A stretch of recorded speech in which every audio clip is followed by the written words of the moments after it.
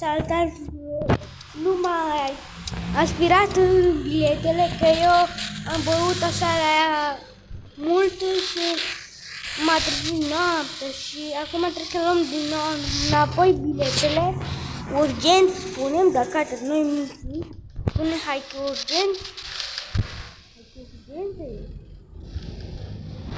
Mințim, fraților, că mergem repede. Nu trebuie să mergem repede, dar să-mi bag pula mea asta, că nu știu să conduce. Nu știu să conduce ăștia, să știți. Ia uite cum conduc eu. Eu spun la ăștia, dar eu ia uite cum conduc eu. Ce mă vreau eu că să conduc? Și ia uite cum pleacă pe sălă. Ia uite, nu? Stăm pe bord, mamă.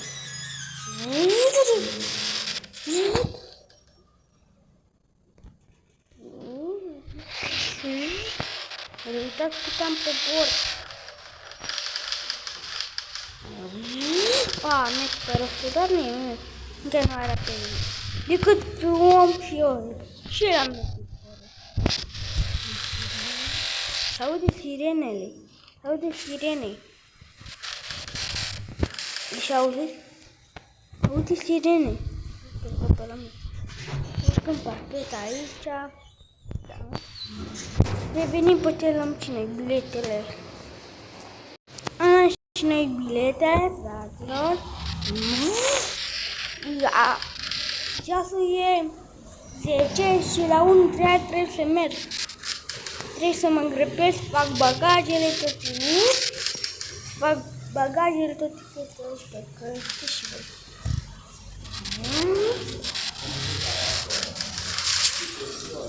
Și sunt foarte necăjit că nu mai am bani de aia, vreau să cumpăr Lamborghini, că nu mai am bani. Și revenim când ajungem în România. Pa! Ne întâlnim și cu Pisoi. Am ajuns și la Pisoi. Uite, conduc mașina lui acum. Că nu vă mint că conduc mașina. Hai să pornim și noi. Am cum aude. Și auziți cum aude? Cum auziți? Hai să dăm pe spate acum. Deci să dăm un spate și noi. Hai să dăm cum aude. Uitați-ți cum aude, bă. Mamă, cum aude. Mamă, de ce l-am vorbit? Mamă, ce merge, bă. Doarme, ce merge. Hai, stai. Deci trebuie să pun spune că nu vreau să mă facă să văd.